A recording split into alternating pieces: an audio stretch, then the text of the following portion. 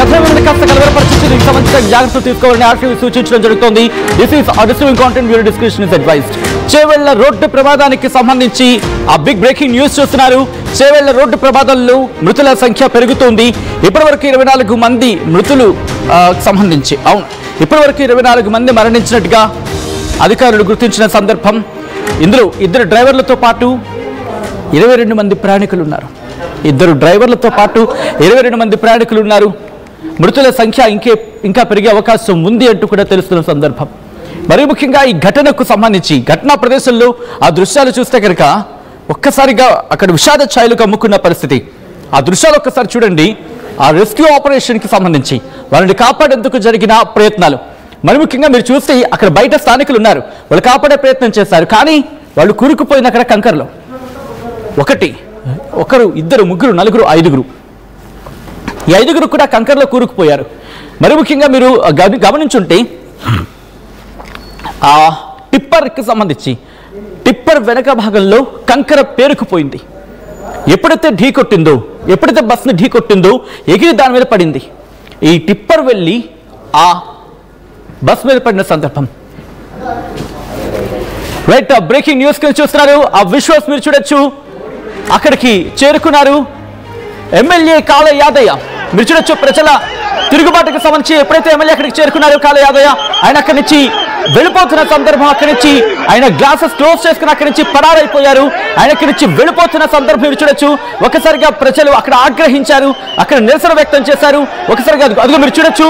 దీంతో మీడియాతో మాట్లాడకుండానే అక్కడ ఎవరికి రెస్పాండ్ కాకుండానే ఆయన అక్కడి నుంచి వెళ్ళిపోయిన పరిస్థితి మీరు చూడొచ్చు. అక్కడ ఎమ్మెల్యే చేరుకున్న సందర్భంలో ఘటనా ప్రదేశానికి ఎమ్మెల్యే చేరుకున్నారు. ఎమ్మెల్యే చేరుకుని అక్కడ పరిస్థితిని పరిశీలించే ప్రయత్నం చేశారు. ఘటనా ప్రదేశాన్ని అక్కడ పరిశీలించే ప్రయత్నం చేశారు. అక్కడ పరిస్థితిని సమీక్షించే ప్రయత్నం చేశారు. ఎందుకంటే ముఖ్యమంత్రి రేవంత్ రెడ్డి చెప్పుకొచ్చారు, మంత్రులు కావచ్చు, లేకపోతే ఇటు సాధారణమైన ప్రజాప్రతినిధులు కావచ్చు, మంత్రులు కావచ్చు, ఎవరైతే అందుబాటులో ఉన్నారో అక్కడికి వెళ్ళండి, అక్కడికి వెళ్ళి అక్కడ పరిస్థితిని సమీక్షించండి అంటూ కూడా స్వయంగా ముఖ్యమంత్రి పిలుపునివ్వడంతో ముఖ్యమంత్రి అక్కడ ఆదేశించడంతో వెంటనే అక్కడికి చేరుకునే ప్రయత్నం చేశారు. కానీ అక్కడికి చేరుకున్న ఎమ్మెల్యే కాళ యాదయ్యకు సంబంధించి కారు దిగి కిందకు వెళ్లకుండానే ఒక్కసారిగా నిరసనకారులు చుట్టుముట్టారు. ఆ కారు మీదకి ఎక్కి ఆయనకు వ్యతిరేకంగా నిరసన వ్యక్తం చేసిన సందర్భం. వెంటనే డోర్స్ క్లోజ్ చేసుకుని అక్కడి నుంచి వెళ్ళిపోయారు ఎమ్మెల్యే. విజువల్స్ మీరు చూస్తున్నారు. పోలీసులు అక్కడ ఆ ప్రదేశాన్ని ఖాళీ చేయించే ఇన్ఫాక్ట్ ఆయన వెహికల్ మూవ్ ఆన్ అవ్వడానికి ఆ ప్రదేశాన్ని పూర్తిగా ఆ రోడ్ ని క్లియర్ చేసిన సందర్భం. విజువల్స్ మీరు చూస్తున్నారు. ఘటనా ప్రదేశం దగ్గర ఎటువంటి పరిస్థితి ఉందనేది చేవెళ్ల బస్సు ప్రమాదానికి సంబంధించి ఒక్కసారిగా ఉద్రిక్త వాతావరణం నెలకొంది. ఎమ్మెల్యే అక్కడ చేరుకున్న సందర్భం అక్కడ నిరసనకారులు ఒక్కడే చెప్పడం జరుగుతోంది. మీరు ఇన్నాళ్ళు ఎక్కడికి వెళ్ళిపోయారు, ఇన్నాళ్ళు ఏమైపోయారు, ఇన్నాళ్ళు మీకు కాంట్రాంతి, ఇప్పుడు మేము గుర్తొచ్చావా అంటూ కూడా వాళ్ళు ఆందోళన వ్యక్తం చేసిన పరిస్థితి ఉంది. ఇన్నాళ్ళు మేము గుర్తు రాలేదా అంటూ కూడా వాళ్ళు క్వశ్చన్ చేసిన పరిస్థితి. దాంతోపాటు వాళ్ళు అక్కడ ప్రశ్నించడం ఏం జరుగుతుందంటే కనుక అక్కడ రోడ్డుకు సంబంధించి రోడ్డు సమస్య ఉంది. ఎప్పటి నుంచో మేము మొత్తుకుంటున్నాము, ఎక్కడి నుంచో మేము మొత్తుకున్నప్పటికీ ఎక్కడ పట్టించుకోలేదు మీరు. ఆ రోజు కనుక మీరు పట్టించుకొని ఉండుంటే కనుక ఈరోజు ఇటువంటి దుస్థితి వచ్చి ఉండేది కాదు. దాంతోపాటు మరికొన్ని అంశాలను వాళ్ళు తెరమీద తీసుకురావడం జరుగుతోంది.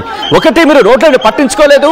రెండోది, మరి ముఖ్యంగా టిప్పర్ నడిపిన డ్రైవర్కి సంబంధించి లైసెన్స్ ఉందా, ఆయన సర్టిఫైడ్ అయినా, అసలు అంత బండి నడపగల సామర్థ్యం అతనికి ఉందా లేదా, ఇవన్నీ క్వశ్చన్ మార్క్స్ అంటున్నారు వాళ్ళు.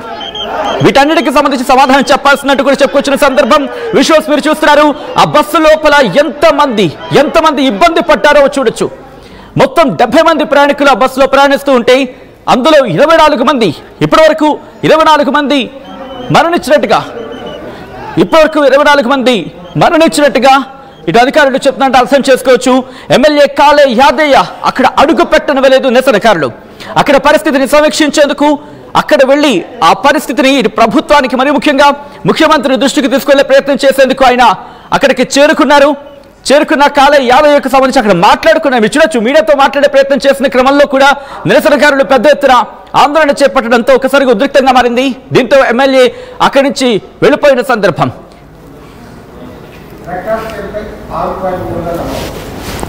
రైట్, ఆ విజువల్స్ మీరు చూస్తున్నారు. నెక్స్ట్ విజువల్ కి వెళ్లే ప్రయత్నం చేద్దాం.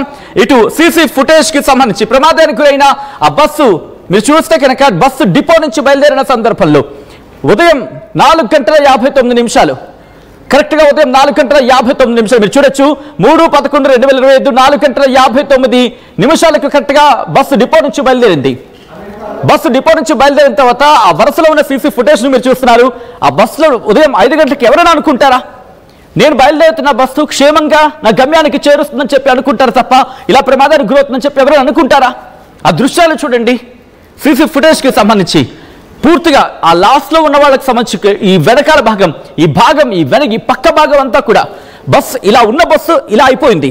ఇలా ఉన్న బస్సు ఇది బానే ఉంది, లెఫ్ట్ సైడ్ బానే ఉంది కాస్త, కానీ ఈ రైట్ సైడ్ పూర్తిగా ఇలా మొత్తం ఈ భాగం ఇలా ఉన్న బస్సు ఇలా ఉంది కదా, కుడివైపు పూర్తిగా నుజ్జు అయిపోయింది. ఇలా మొత్తం 2 ముక్కలు అయిపోయింది అన్నట్టు అయిపోయింది. మీరు చూడొచ్చు ఆ సీసీ ఫుటేజ్. ఆ సందర్భంలో ఎవరైనా ఊహించుంటారా? అప్పటికే కొంతమంది పడుకున్న సందర్భం ఒక వ్యక్తి బయట చేయి పెట్టాడు చూసారా. యాక్చువల్లీ అది కూడా సజెస్ట్ చేయాలి డ్రైవర్కి సంబంధించి.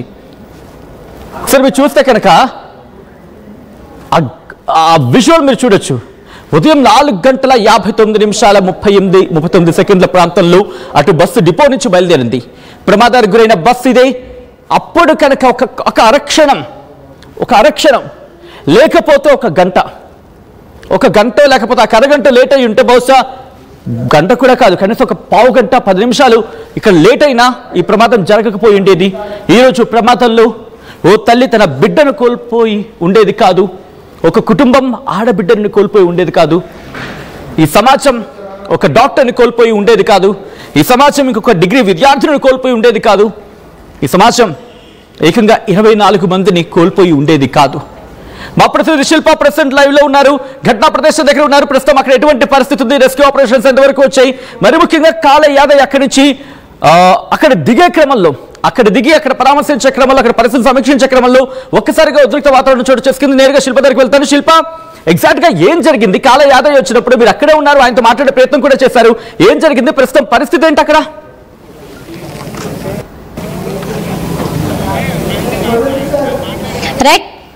హృదయ విదారకమైనటువంటి ఘటన జరిగింది. ఉదయం తెల్లవారుజామున తాండూరు నుంచి హైదరాబాద్కు వస్తుండగా చెవెళ్ళ దగ్గర అనుకోకుండా ఒక మృత్యు వెంటబడిందని చెప్పుకోవచ్చు. దాదాపు